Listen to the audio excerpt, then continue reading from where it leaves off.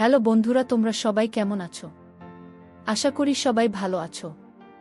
আশা করি গল্পটি শুনলে হয়ে যাবে। তাহলে চলুন মূল গল্পটি শুরু করি। আমার নাম কণা।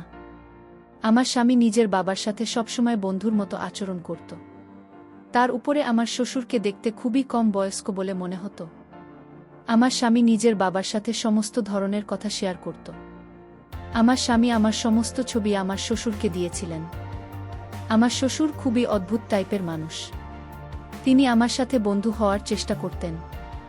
আমি যখনই আমার স্বামীর কাছে শ্বশুরের ব্যাপারে নালিশ করতাম তখন ও আমাকে বকে দিত আর বলতো আমার বাবা খুবই ভালো মানুষ। আর এই ভাবনাটাই আমার স্বামী সবচেয়ে ভুল ছিল। এই ভাবনাটা একদিন আমার শ্বশুর আমার সাথে এমন কিছু করে যার ব্যাপারে শুনলে বন্ধুরা তোমাদের মাথাটা নষ্ট হয়ে যাবে। আমি একটা মিডল ক্লাস ফ্যামিলি মেয়ে। আমাদের ফ্যামিলির সবাই খুব সংস্কারী, তাই আমিও খুব সংস্কারী ছিলাম। আমি কখনো কোনো কারণে বাড়ি থেকে বের হতাম না। সবসময় আমি আমার পিতামাতার সাথে বাড়ি থেকে বাইরে বের হতাম। আমরা 4 বোন আর 2 ভাই ছিলাম। সমস্ত ভাই বোনের মধ্যে আমি বড় ছিলাম, তাই বিয়ের নম্বরও আমার প্রথমে এলো। আমি খুব বেশি সুন্দরী হওয়ার কারণে যেখানে যেতাম সেখানেই কেউ আমাকে দেখলেই পছন্দ করেনি তো। কেননা আমি খুব সিম্পল ভাবে থাকতাম, কখনোই বেশি মেকআপ করতাম না। মেকআপ ছাড়াও আমাকে দেখতে খুব সুন্দর লাগতো। লোকজন বলতো, যখন তোমার বিয়ে হবে আর তুমি পুরো মেকআপ করবে, তখন তুমি এক টুকরো চাঁদের থেকে কম লাগবে না। আমি সবসময় স্বাভাবিক ড্রেস পরে থাকতাম। বাড়ির লোকেরা কখনোই আমাদের মেয়েদের খুব বেশি স্বাধীনতা দেয়নি, আর না তো কখনো আমাদের ফ্যাশন ড্রেস পরতে দিত। আমি সবসময় সাধারণভাবে থাকতাম। যদি কখনো কোথাও যেতাম সবসময় নিজের বাবার সাথে যেতাম। কিন্তু বাড়িতে একটা জিনিস খুব ভালো ছিল যে আমার বাবা আমার সমস্ত স্বপ্ন পূরণ করেছিল। আমাদের বলার আগেই সমস্ত জিনিস আমাদের ঘরে এসে যেত। আমি আমার এই ছোট আর সিম্পল লাইফে খুব খুশি ছিলাম। আমি কখনো কোনো ছেলের সাথে প্রেম করিনি, কেননা আমি এই টাইপের মেয়ে না। আমি সব সময় নিজের কাজ নিয়ে থাকতাম। এখন আমার বয়স 20 বছর হয়ে গেছে, আর আমার বাবা মা সিদ্ধান্ত নিলেন যে তাড়াতাড়ি করে আমার বিয়ে দিয়ে দেবেন। আমার বাবা মা আমার জন্য এমন একটা সম্বন্ধ দেখছিলেন যা আমাদের মতো সিম্পল হবে। তার সাথে সাথে আমাদের ফ্যামিলির সাথে মিলে আমার বাবা মায়ের কথা ছিল, ছেলের পড়াশোনা জানার সাথে সাথে দেখতে স্মার্ট হতে হবে। কেননা আমার বাবা মা চাইতেন না যে আমার বিয়ে এমন কোনো ছেলের সাথে হোক যে দেখতে ভালো নয়, তার না তো বেশি পড়াশোনা জানে। কেননা এর আগে আমার জন্য অনেক সম্বন্ধ এসেছিল, কিন্তু আমি পড়াশোনা করছিলাম বলে বাবা মা আমার বিয়ে দেননি। এখন যদি আমার বিয়ে কোনো যেমন তেমন ছেলের সাথে হয়, তাহলে লোকের নানান কথা শুনতে হবে। তারা বলতো যে মেয়ের জন্য যখন ভালো ভালো সম্বন্ধ এসেছিল তখন মেয়ের বিয়ে দিলে না, আর এখন যেমন তেমন ছেলের হাতে নিজের মেয়েকে তুলে দিলে। আমার জন্য এক সেরকমই ছেলের সময় এলো।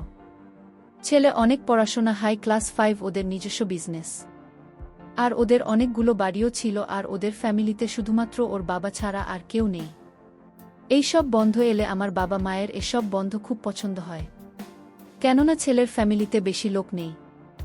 আর এই সময়টা এত ভাল ছিল যে না করার কোনো কারণই ছিল না। আর ছিল যখন আমার ছবি দেখে তখন সে আমাকে পছন্দ করেনি। আমার বিয়ে পাকা হয়ে গেল, আর কিছুদিন পরেই বিয়ে হয়ে শ্বশুরবাড়িতে এসে গেলাম।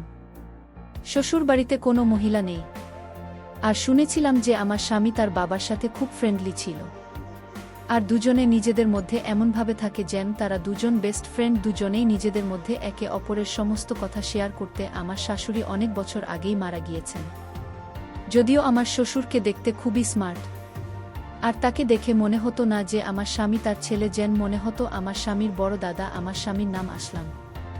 তাকে আমার খুব পছন্দ হয়েছিল, কেননা সে নিজের বাবার মতো খুব স্মার্ট ছিল। আমার শ্বশুর সবসময় সেজেগুজে থাকতেন। তিনি ছেলের কারণে দ্বিতীয় বিয়ে করেননি, কারণ তিনি মনে করতেন তার দ্বিতীয় স্ত্রী তার ছেলেকে নিজের মায়ের মতো ভালোবাসা দিতে পারবে না। সেই কারণেই তিনি আর বিয়ে করেননি। আমার স্বামীর ব্যবহার খুব ভালো। সে বিদেশে থেকে পড়াশোনা করত। পড়াশোনা শেষ হওয়ার পরে সেখানে শহরে নিজের ব্যবসায় চালায়। যখন বিয়ে হয় আমি শ্বশুরবাড়িতে এলাম, তখন দেখলাম আমার শ্বশুর আমার সাথে খুব ইয়ার্কি ফাজলামি করেন। আমার শ্বশুর কাজের জন্য বেশিরভাগ সময় গ্রামেই থাকতেন। শুনেছি তার একটা বাংলো আছে। তার শ্বশুর সেই বাংলোতেই থাকতেন। এদিকে আমার স্বামী ঢাকা শহরের বাড়িতেই থাকত। যখন আমার শ্বশুরের মন হতো তখন এখানে এসে থাকতেন, আর যখন মন চাইতো তখনই ঘর বাংলোতে থাকার জন্য চলে যেতেন। আমার স্বামী আমাকে নিয়ে খুব খুশি ছিল। সে বলতো, আমি জানতাম না যে এত সিম্পল আর সংস্কৃতি বা মেয়ে আমার জীবনে আসবে। সে তো বিশ্বাসই করতে পারত না যে আজকের যুগে এতটা সংস্কারী আর সিম্পল মেয়ে এখনও আছে, কেননা মডার্ন যুগ আর সব মেয়েরাই এই যুগে নিজেকে মডার্ন বানিয়ে রাখতে চায়। কিন্তু আমার স্বামী বলতো, তুমি যত সিম্পল থাকতো সুন্দর লাগে, তোমার সিম্পলই তোমার সৌন্দর্যের পরিচয়। আমার শ্বশুর আমাদের বিয়ে উপলক্ষে ঢাকায় এসেছিলেন।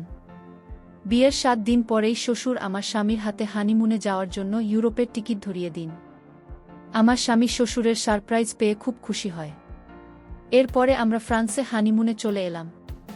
এখানে যখন আমরা এলাম, আমি আমার শ্বশুরের ফেসবুক পেজ চেক করে দেখলাম তার অনেক ফলোয়ার, যার মধ্যে বেশিরভাগ নিয়ে তার এত ভালো ভালো ছবি আপনি ছিল যে তাকে দেখে কেউ বলতে পারবে না যে উনি একজন বয়স্ক মানুষ। এত ইন্টারেস্ট থেকে আমি অবাক হয়েছিলাম। এত বয়স হওয়ার পরেও তার হাবভাব 25 বছরের যুবক ছেলেদের মতো। কিন্তু আমি ভাবছি, তিনি যদি এরকমই হন তাহলে বিয়ে করেননি কেন? আমার স্বামী এটাও বলতো যে বাবা মার দেখাশোনা খারাপ করতে চাইতেন না বলে তিনি বিয়ে করেননি। আর সত্যি আমার শ্বশুর নিজের ছেলের খুব খেয়াল রাখতেন। এই কারণেই আমার স্বামী নিজের বাবাকে খুব বেশি ভালোবাসতেন। আমার শ্বশুর নিজের ছেলেকে দুনিয়াতে সমস্ত খুশি দিয়েছিলেন। আমার স্বামী তাকে যা বলতো তিনি সে রকমই করতেন। কিন্তু হানিমুনে থাকার সময় আমি একটা জিনিস লক্ষ্য করেছি যে আমার স্বামী আমার যত ছবি তুলেছেন তার সমস্তই তার বাবাকে শেয়ার করত। আর আমার এই ব্যাপারটা খুব অদ্ভুত লাগত। ইউরোপে আমি মডার্ন টাইপের ড্রেস পরতাম যাতে কোথাও না কোথাও গিয়ে আমার শরীরও নজরে আসত। এই জায়গায় এরকম ছিল, এখানে সমস্ত লোকই এরকম জামাকাপড় পরত আর যে যার মতো থাকত। কিন্তু আমার স্বামী এই ব্যাপারটা ভালো লাগেনি যে আমরা যত ছবি তুলেছি তার সমস্তই নিজের বাবাকে দিয়েছিল। আর আমার স্বামী বারবার ভিডিও কল করে আমার শ্বশুরকে আমাকে দেখাতো, আর আমার শ্বশুরও বারবার আমার স্বামীকে বলেছিল, দেখাও তো বৌমাকে, দেখতে কেমন লাগছে। বৌমা কি করছে? সে যতই ভালো হোক না কেন, সে ছিল তো আমার শাশুড়ি, আর শ্বশুর তো বাবার মতো হয়। আমি চাইতাম না যে আমার শ্বশুর আমাকে এই অবস্থায় দেখুক। এই ব্যাপারটা নিয়ে আমার স্বামীর সাথে ঝগড়া করে আমার মন খারাপ হয়ে গিয়েছিল। কিন্তু আমার স্বামী আমাকে মানিয়ে নিত। আমার স্বামী আমাকে বলতো, যদি বাবা আমার কাছে ছবি আর ভিডিও চায় তাহলে আমি কিভাবে তাকে না করব। শ্বশুরবাড়ির পরিবেশ একদম ফ্রি ছিল। আমার স্বামী বলতো যে এখন তোমার বিয়ে হয়ে গেছে, এই সতী সাবিত্রী পান্না ছাড়াও আর এই লজ্জা পাওয়ার ধন বন্ধ করো। যখন তুমি নিজের বাবার বাড়িতে ছিলে তখন সবসময় বাড়ির মধ্যে আটকে থাকতে, কিন্তু এটা তোমার শ্বশুর বাড়ি, এখানে নিজের জীবনকে উপভোগ করো। আমাদের হানিমুন কমপ্লিট হয়ে গেছে আর আমরা বাড়িতে চলে এসেছি। যখন আমরা বাড়িতে এলাম তখন আমার শ্বশুর আমাদেরকে দেখে আমার স্বামীকে ধরে কাঁদতেছিল। এরপরে তিনি আমার দিকে ও গলা মেলার জন্য এগিয়ে আসছিলেন। আমি তাকে থামিয়ে দিল, আমার পিছনে সরে এলাম। আমার এই ব্যবহার আমার স্বামীর ভাল লাগেনি, কিন্তু শ্বশুর এই ব্যাপারটা হেসে কাটিয়ে দিলেন আর তিনি পিছনে পিছিয়ে গেলেন। কিন্তু আমি লক্ষ্য করলাম আমার স্বামী আমার দিকে ঘুরছিল। আমি শ্বশুরের সাথে কোনো কথা না বলে নিজের ঘরে চলে গেলাম। কিছু সময় পরে আমার স্বামী ঘরের মধ্যে এসে আমাকে বলতে লাগল, আমার কাছে তোমার এই ব্যাপারটা একদমই ভাল লাগেনি। তুমি আমার বাবার সাথে ভালো ব্যবহার করেনি। সে তোমার সাথে গলা মেলানোর জন্য আসছিল, তা তুমি পিছনে সরে গেলে। আমি আসলামকে বললাম, তিনি আমার শ্বশুর, তিনি কিভাবে আমার গলা পারেন? আমার স্বামী বলল, বড় লোকদের মধ্যে এরকম আচরণ খুবই সাধারণ ব্যাপার। তুমি কিভাবে জানবে? তুমি তো সারা জীবন ঘরের মধ্যে বন্ধ থেকে জীবন কাটিয়ে দিয়েছে। এমনিতে তো স্বামী আমাকে খুব ভালোবাসত, কিন্তু যখনই ওর বাবার কথা আসে তখনও সিরিয়াস হয়ে যেত। এভাবেই দিন কাটতে লাগল। তার দিন দিন আমার প্রতি আমার শ্বশুরের ব্যবহার অদ্ভুত লাগতে লাগল। এই অবধি ঠিক ছিল যে আমার স্বামীর সমস্ত কথা নিজের বাবার সাথে শেয়ার করত, কিন্তু অবাক তো আমি তখন হয়েছিলাম যখন জানতে পারলাম আমার স্বামী আমাদের স্বামী স্ত্রীর মধ্যে যা হয় সব কিছু নিজের বাবার সাথে শেয়ার করে। এটা হয়তো আমার স্বামীর জন্য কোনো বড় ব্যাপার ছিল না, কিন্তু আমার মনে এটা অনেক বড় ব্যাপার। আমি তো আমার মার সাথে এসব ব্যাপারে কখনো কোনো কথা বলতে পারবো না। কেননা স্বামী স্ত্রীর মধ্যে হওয়া কথা কারো সাথে শেয়ার করা উচিত না। সমস্ত কথা ওর বাবাকে বলে দিত। আর এই ব্যাপারে আমার স্বামী নিজেই আমাকে বলতে থাকত। ও যখন আমাকে বলতো, আমি তোমার এই কথা বাবাকে বলেছি, তার বাবা তোমার কথা শুনে। আমি এই সব কথা খুব রেগে যেতাম। আমার এই ব্যাপারটা একদমই ঠিক বলে মনে হতো না। এখন তো ধীরে ধীরে শ্বশুরের ব্যবহার আমার আরও বেশি অদ্ভুত মনে হতে লাগল। কেননা আমি শুনেছিলাম যে আমার শ্বশুর বেশিরভাগ সময়ে ঘর বাংলোতেই থাকতেন। কিন্তু যেদিন থেকে আমার বিয়ে হয়েছে সেদিন থেকেই তিনি বাড়িতেই থাকতে শুরু করেছেন। তিনি তো এখান থেকে যাওয়ার নাম অবধি করছেন না। আর সবসময় আমার দিকে তাকিয়ে থাকতেন। আমার সাথে খুব খারাপ খারাপ কথা বলতেন, যেটা শোনার সাথে সাথে আমি লজ্জায় পড়ে যেতাম। আমি যখন আমার স্বামীকে নিজের শ্বশুরের ব্যবহারের ব্যাপারে বলতাম, তখন ও বলতো, আমার বাবা মডার্নার বড় লোকদের সাথে চলাফেরা তার অভ্যাস, এরকম হয়ে গেছে। এটা তো তোমার কপাল ভালো যে আমার বাবা ও অন্যান্যদের মতো তোমার উপরে কোনো বিধিনিষেধ করেননি। তুমি এত ভাল শ্বশুর পেয়েছ, তাই তো তোমার এসব সঙ্গী হচ্ছে না। এই সব কারণে আমার মনে হতো আমার স্বামী কখনোই আমার কথা বিশ্বাস করত না, আর সবসময় নিজের বাবার সামনে আমাকে ভুল প্রমাণ করতে থাকত। আমার সঙ্গে বারবার একটাই কথা বলতো, হাই স্ট্যাটাস এর লোকেরা এরকমই হয়, আমি তো মিডিল ক্লাস ফ্যামিলির মেয়ে ছিলাম, তাই আমাদের ব্যবহার তাদের সাথে হয়ে ওঠেনি। আমাদেরও বড় লোকদের সাথে উঠাপসা ছিল, কেননা আমাদের বেশিরভাগ আত্মীয় স্বজনের অনেক বড়লোক। মাঝে মাঝে আমার মনে হতো আমার স্বামী আমার সম্মানের কোনো পরোয়াই নেই তো, কেননা আমি শ্বশুরের খারাপ ব্যবহারের কারণে তার সাথে কথা বলা বন্ধ করে দিয়েছি। আমার স্বামী বলতো, আমার বাবার এই বাড়িতে থাকা অবস্থায় কখনো যেন এরকম মনে না হয় যে তুমি তার সাথে কথা বলছো না। যদি এরকম হয় তাহলে আমার থেকে খারাপ কিছু হবে না। আমি এখানে বিয়ে হয়ে আসার পরে খুব বড় সমস্যায় ফেঁসে গেছি। একদিকে শ্বশুরের ব্যবহার আমার পছন্দ হতো না, আর অন্যদিকে আমার স্বামী আমার কোনো কথাই বুঝতে চাইতো না। প্রথম প্রথম আমার স্বামীর ব্যবহার আমার সাথে ভালোই ছিল, কিন্তু যখনই ওর বাবার কথা আসে তখন ও আমাকে খুব অপমান করত। একদিন তো আমরা একটা অনুষ্ঠানে গিয়েছিলাম, আর ওখানে তো আমার শ্বশুর সমস্ত সীমা পার করে দিয়েছিলেন। আমার শ্বশুর নিজের বন্ধুদের সঙ্গে আমার পরিচয় করালো। আমার শ্বশুরের বন্ধুরাও তার মতোই পুরো যুবক দেখতে। আমার শ্বশুর বারবার নিজের বন্ধুদের সাথে আমার পরিচয় করাতো। আমার এসব একদমই পছন্দ হচ্ছিল না।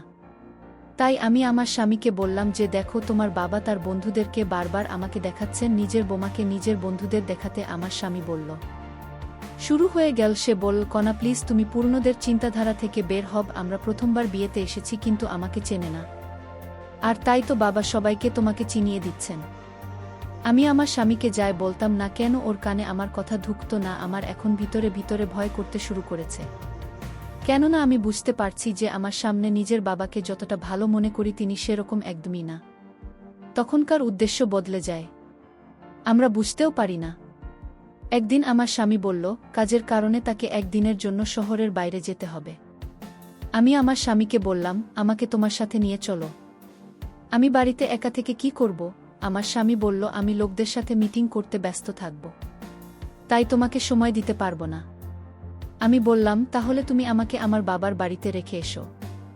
অনেক দিন হয়ে গেছে, আমি আমার বাবার বাড়িতে যাইনি। যখন তুমি ফিরে আসবে তখন আমাকে নিয়ে এসো। কিন্তু আমার স্বামী আমার এই কথাতে রাজি হলো না। তার বল, এখন তোমার বাবার বাড়ি শ্বশুর বাড়ি, এটাই শুধু একদিনের তো ব্যাপার, আর বাড়িতে বাবা থাকবে তোমার খেয়াল রাখার জন্য। আমি মনে মনে ভাবলাম, আমার সবচেয়ে বেশি ভয় তো তোমার বাবাকে নিয়ে, কেননা কখনো কখনো কথায় কথায় আমার শ্বশুর আমার সাথে সেলফি তুলতে চাইতো। আমি আমার শ্বশুরের উপরে খুব বেশি বিরক্ত ছিলাম। মনে মনে চাইতাম সে যেন তার ঘর বাংলাতে চলে যায়।